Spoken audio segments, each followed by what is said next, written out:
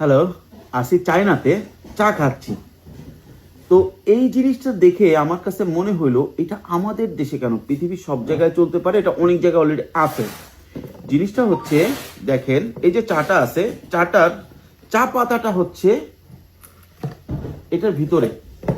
এই দেখেন একটা ফিল্টার দাও, দেখা যাচ্ছে কিনা আমি জানি না। এই যে দেখেন, কাছে নিয়ে আসেন, এই যে একটা ফিল্টার দেওয়া, এই ফিল্টারটার ভিতরে এই যে দেখছেন, এই যে চা পাতাটার ভিতরে দেওয়া।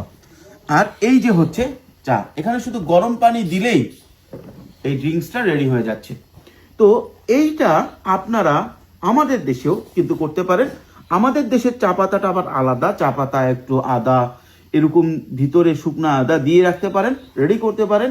প্যাকেটটা এভাবে থাকবে, একটা ফিল্টার দেওয়া থাকবে, পানি গরম দিবে, ভিতরে থেকে যাবে, চাটা খেয়ে ফেলে দিবে, ওয়ান টাইম ইউজ কাপের মতো। চমৎকার একটা বিজনেস হতে পারে আমাদের দেশে।